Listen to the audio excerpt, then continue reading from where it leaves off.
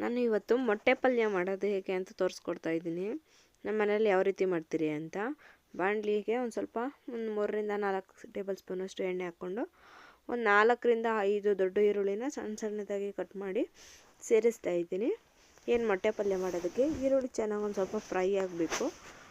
Transparent ಬರೋ ಗಂಟ ಚೆನ್ನಾಗಿ ಫ್ರೈ ಮಾಡ್ಕೋಬೇಕಾಗ್ತೈತೆ ಈರುಳ್ಳಿ ಚೆನ್ನಾಗಿ ಫ್ರೈ ಆಗಲಿ. ಟೈಮ್ ಕೊಟ್ಟು ಒಂದು 3-4 ನಿಮಿಷ ಚೆನ್ನಾಗಿ ಈರುಳ್ಳಿನ ಫ್ರೈ ಮಾಡ್ಕೊಡ್ತಾಯಿದ್ದೀನಿ. ಜಾಸ್ತಿ ಏನು ಬ್ರೌನಿಷ್ ಆಗೋದೇನು ಬೇಕಾಗಿಲ್ಲ, ಒಂದು ಸ್ವಲ್ಪ ಕಲರ್ ಚೇಂಜ್ ಆದರೆ ಸಾಕು. ಇದೇ ಟೈಮಲ್ಲಿ ಉಪ್ಪು ಸೇರಿಸ್ತಾ ಇದ್ದೀನಿ, ಈರುಳ್ಳಿಗೆಲ್ಲ ಚೆನ್ನಾಗಿ ಉಪ್ಪು ಹಿಡೀಲಿ ಅಂತ. ತಿನ್ನಬೇಕಾದ್ರೆ ಬರೀ ಇದಕ್ಕೆ ಮಾತ್ರ ಹಾಕಿದ್ರೆ ಈರುಳ್ಳಿ ಸಪ್ಪೆ ಗೊತ್ತಾಗ್ಬಿಡ್ತಿದೆ. ಈರುಳ್ಳಿಗೆ ಉಪ್ಪು ಹಾಕೋದ್ರಿಂದ ಈರುಳ್ಳಿ ಎಲ್ಲದಕ್ಕೂ ಚೆನ್ನಾಗಿ ಉಪ್ಪು ಹಿಡ್ಕೊಳ್ತಿದೆ. ಅದಕ್ಕೋಸ್ಕರ ಈ ಟೈಮಲ್ಲೇ ನಾನು ಉಪ್ಪು ಸೇರಿಸಿದ್ದೀನಿ. ಈರುಳ್ಳಿ ಇನ್ನೇನು ಚೆನ್ನಾಗಿ ಬೇಯ್ತಾ ಇದೆ, ನೋಡ್ತಾ ಇರ್ಬೋದು. ಈ ಟೈಮಲ್ಲಿ ಖಾರದ ಪುಡಿ ಸೇರಿಸ್ತಾ ಇದ್ದೀನಿ. ಸ್ವಲ್ಪ ಎಣ್ಣೆ ಬಿಡ್ತಾ ಇರೋ ಸೈಡಲ್ಲಿ ಕಾಣಿಸ್ತಾ ಇದೆ. 1 ಟೇಬಲ್ ಸ್ಪೂನ್ ಆಗೋಷ್ಟು ಖಾರದ ಪುಡಿನ ಸೇರಿಸ್ಕೊಂಡಿದ್ದೀನಿ. ಬೇಕಾದರೆ ನಿಮ್ಮ ಖಾರ ಜಾಸ್ತಿ ಬೇಕಾದರೆ ನಿಮ್ಮ ಖಾರಕ್ಕೆ ತಕ್ಕಂಗೆ ಜಾಸ್ತಿ ಮಾಡ್ಕೋಬೋದು. ಖಾರದ ಪುಡಿ ಹಾಕಿ ಚೆನ್ನಾಗಿ ಮಿಕ್ಸ್ ಮಾಡ್ತಾಯಿದ್ದೀನಿ, ಚೆನ್ನಾಗಿ ಫ್ರೈ ಆಗಲಿ ಅಂತ. ಅರಿಶಿನ ಪುಡಿ ಒಂದು ಸ್ವಲ್ಪ ಸೇರಿಸ್ತಾ ಇದ್ದೀನಿ, ಚೆನ್ನಾಗಿ ಫ್ರೈ ಆಗಲಿ. ಏನು ಖಾರದ ಪುಡಿ ಮತ್ತು ಅರಿಶಿನ ಪುಡಿ ಸೇರಿಸಿದ್ದೀನಿ, ಅದನ್ನೆಲ್ಲ ಚೆನ್ನಾಗಿ ಈರುಳ್ಳಿಗೆ ಹೊಂದ್ಕೊಳ್ಳೋಂಗೆ ಚೆನ್ನಾಗಿ ಫ್ರೈ ಮಾಡಬೇಕು. ಅದರ ಜೊತೆ ಎಲ್ಲ ಪ್ರತಿಯೊಂದು ಈರುಳ್ಳಿಗೂ ಏನು ಕಟ್ ಮಾಡಾಕಿದ್ರೆ ಅದೆಲ್ಲ ಚೆನ್ನಾಗಿ ಒಂದೊಳ್ಳೆ ಥರ ಚೆನ್ನಾಗಿ ಮಿಕ್ಸ್ ಆಗಬೇಕು. ಮಿಕ್ಸ್ ಆಗೋ ಗಂಟ ಹಾಕ್ಕೊಂಡಿದ್ದೀನಿ. ಒಂದು ಹಿಡಿ ಆಗೋಷ್ಟು ಕೊತ್ತಂಬರಿ ಸೊಪ್ಪನ್ನ ಸಣ್ಣದಾಗಿ ಕಟ್ ಮಾಡಿ ಸೇರಿಸ್ತಾ ಇದ್ದೀನಿ. ಏನು ಕೊತ್ತಂಬರಿ ಸೊಪ್ಪು ಎಲ್ಲ ಚೆನ್ನಾಗಿ ಬಾಡಿಸ್ಕೋಬೇಕು, ಚೆನ್ನಾಗಿ ಫ್ರೈ ಆಗಬೇಕು. ಅದನ್ನು ಬಿಸಿಯಲ್ಲಿ ಅದನ್ನು ಫ್ರೈ ಮಾಡ್ಕೊಡ್ತಾಯಿದ್ದೀನಿ. ಮೀಡಿಯಮ್ ಫ್ಲೇಮಲ್ಲೇ ಇಟ್ಟು ಫ್ರೈ ಮಾಡ್ತಾಯಿದ್ದೀನಿ. ಚೆನ್ನಾಗಿ ಒಂದು ಸ್ವಲ್ಪ ಈರುಳ್ಳಿ ಜೊತೆ ಸೇರಿ ಎಲ್ಲ ಚೆನ್ನಾಗಿ ಫ್ರೈ ಆಗಲಿ. ಈರುಳ್ಳಿ, ಅರಿಶಿನ ಪುಡಿ, ಖಾರದ ಪುಡಿ, ಉಪ್ಪು, ಖಾರ, ಕೊತ್ತಂಬರಿ ಸೊಪ್ಪು ಎಲ್ಲ ಚೆನ್ನಾಗಿ ಫ್ರೈ ಆಗಲಿ. ಈ ಟೈಮಲ್ಲಿ ಧನಿಯಾ ಪುಡಿ 1 ಟೇಬಲ್ ಸ್ಪೂನಷ್ಟು ಬೇಕಾದ್ರೆ ಸ್ವಲ್ಪ ಸೇರಿಸ್ತಾ ಇದ್ದೀನಿ. ಹಾಕಿ ಚೆನ್ನಾಗಿ ಫ್ರೈ ಮಾಡಿಕೊಡ್ತಾಯಿದ್ದೀನಿ.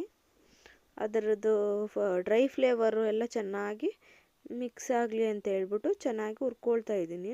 ಈರುಳ್ಳಿ ಜೊತೆ ಧನಿಯಾ ಪುಡಿ, ಖಾರದ ಪುಡಿ, ಅರಿಶಿನ ಪುಡಿ ಎಲ್ಲ ಹಾಕಿ ಚೆನ್ನಾಗಿ ಫ್ರೈ ಮಾಡ್ಕೊಡ್ತಾಯಿದ್ದೀನಿ. ಧನಿಯಾ ಪುಡಿ ಹಾಕಿದ್ಮೇಲೆ ಒಂದು ಸ್ವಲ್ಪ ತಳ ಹತ್ತೋ ಥರ ಕಾಣಿಸ್ತಾ ಇದೆ. ಇದೇ ಟೈಮಲ್ಲಿ ಚೆನ್ನಾಗಿ ಹುರಿದಿರೋ ಟೈಮಲ್ಲಿ ಮೊಟ್ಟೆ ಸೇರಿಸ್ತಾ ಇದ್ದೀನಿ. ಒಂದು 4 ಮೊಟ್ಟೆ ತೊಗೊಂಡಿದ್ದೀನಿ ಅಷ್ಟೇ. ಒಂದು ಟೈಮ್ಗಾದರೆ ಸಾಕಾಗ್ತೈತೆ. ಮೊಟ್ಟೆ ಪಲ್ಯನ ಚಪಾತಿ ಜೊತೆ ಆದರೂ ತಿನ್ಬೋದು, ಇಲ್ಲ ಸೈಡ್ ಡಿಶ್ ಆಗಿ ಆದರೂ ತಿನ್ಬೋದು, ಇಲ್ಲ ರಸಮ್ ಜೊತೆ ಒಂದು ಸೈಡ್ ಪಲ್ಯ ಥರನೂ ತಿನ್ಬೋದು. ಇಲ್ಲಾಂದರೆ ಚಪಾತಿ ರೋಲ್ ಮಾಡಿ ಕೂಡ ತಿನ್ಬೋದು. ಚಪಾತಿ ಜೊತೆ ರೋಲ್ ಮಾಡ್ಕೊಂಡು ಎಗ್ ರೋಲ್ ಥರ ಮಾಡಿ ತಿನ್ಬೋದು, ಚೆನ್ನಾಗಿರುತ್ತೆ. ಇದೇ ಪಲ್ಯನ ಯೂಸ್ ಮಾಡಿಕೊಂಡು ಮೊಟ್ಟೆ ಪಪ್ಸ್ ಥರ ಹೆಂಗೆ ಮಾಡ್ತೀರಾ ಅದೇ ಥರ ಪಪ್ಸ್ ಥರ ಒಂದು ಪಲ್ಯ ಯೂಸ್ ಮಾಡಿ ಕೂಡ ಪಪ್ಸ್ ಥರ ಮಾಡ್ಬೋದು.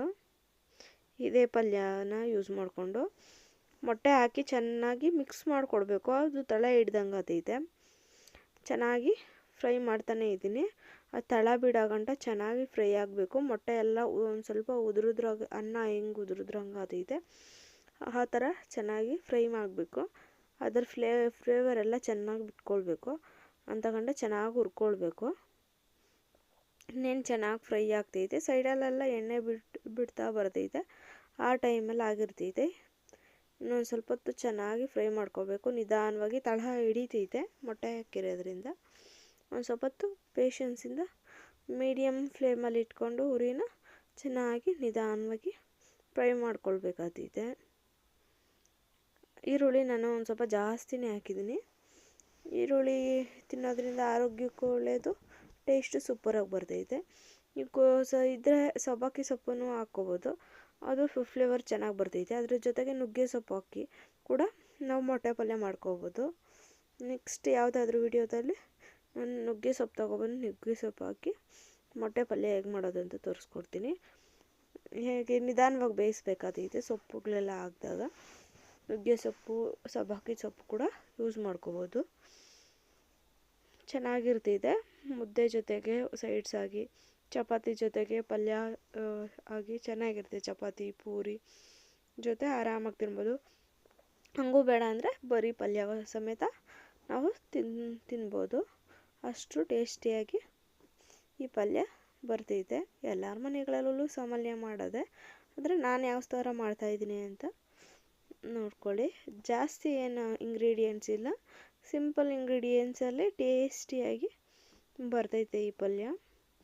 ಚೆನ್ನಾಗಿ ಫ್ರೈ ಆಗೈತೆ, ಅದು ತಳ ಹತ್ಬಿಡ್ತೈತೆ. ಲೋ ಫ್ಲೇಮಲ್ಲಿ ಮೀಡಿಯಮ್ ಟು ಲೋ ಫ್ಲೇಮ್ ಇಟ್ಟು ಚೆನ್ನಾಗಿ ಹುರ್ಕೋಬೇಕು, ಇಲ್ಲಾಂದರೆ ತಳ ಹಿಡಿಯೋಕ್ಕೆ ಸ್ಟಾರ್ಟ್ ಆಗ್ತೈತೆ. ಅದಕ್ಕೋಸ್ಕರ ಅಷ್ಟೇ ನಿಧಾನವಾಗಾದರೂ ನೀಟಾಗಿ ನಾನು ಚೆನ್ನಾಗಿ ಫ್ರೈ ಮಾಡ್ಕೊಳ್ತಾ ಇದ್ದೀನಿ. ಇನ್ನೇನು ಒಂದು 2ರಿಂದ 3 ನಿಮಿಷ ಚೆನ್ನಾಗಿ ಫ್ರೈ ಮಾಡಿಕೊಂಡ್ರೆ ಮೊಟ್ಟೆ ಪಲ್ಯ ರೆಡಿ ಆಗ್ತಿದೆ. ಚೆನ್ನಾಗಿ ಮಿಕ್ಸ್ ಮಾಡ್ತಾ ಇದ್ದೀನಿ ನಾನು. ಚೆನ್ನಾಗಿ ಫ್ರೈ ಆಗ್ತಾ ಇದೆ.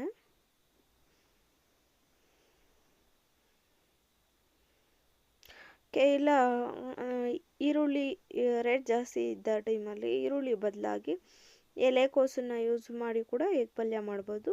ಅದು ಟೇಸ್ಟಿಯಾಗಿ ಬರ್ತಿದೆ. ಎಲೆಕೋಸು ಇದ್ದರೆ ಎಲೆಕೋಸು ಒಂದು ಸ್ವಲ್ಪ ಸೇರಿಸೋದ್ರಿಂದ ಕೂಡ ಎಗ್ ಪಲ್ಯ ಚೆನ್ನಾಗಿ ಬರ್ತಿದೆ. ಎಲೆಕೋಸು ಹಾಕಿ ಈರುಳ್ಳಿ ಹಾಕೋ ಜಾಗದಲ್ಲಿ ಎಲೆಕೋಸನ್ನು ಹಾಕಿ ಕೂಡ ಮಾಡಿದ್ರೆ ಈ ಪಲ್ಯ ಮೊಟ್ಟೆ ಪಲ್ಯ ಟೇಸ್ಟಿಯಾಗಿ ಚೆನ್ನಾಗಿ ಬರ್ತೈತೆ. ನಿಮ್ಗೆ ಇದು ಇಷ್ಟ ಇಲ್ಲ ಅನ್ನೋರು, ಈರುಳ್ಳಿ ಹಾಕೋದು ಇಷ್ಟ ಇಲ್ಲ ಅನ್ನೋರು ಗಡ್ಡೆಕೋಸು ಎಲೆಕೋಸು ಅಂತ ಏನು ಹೇಳ್ತಾರೆ ಅದನ್ನು ಹಾಕ್ಕೊಂಡು ಚೆನ್ನಾಗಿ ಮಾಡ್ಬೋದು. ಎಗ್ ಪಲ್ಯ ಸೇಮ್ ಇದೇ ರೀತಿಯಲ್ಲಿ. ಹಾಕೋರು ಟೊಮೆಟೊ ಹಾಕ್ತಾರೆ, ನಾವು ಟೊಮೆಟೊ ಏನೂ ಸೇರಿಸಿಲ್ಲ, ಇದೇ ಹಾಕಿದ್ದೀನಿ. ಪ್ಲೀಸ್ ಸಬ್ಸ್ಕ್ರೈಬ್ ಮಾಡಿ, ಶೇರ್ ಮಾಡಿ, ಕಮೆಂಟ್ ಮಾಡಿ. Thank you for watching.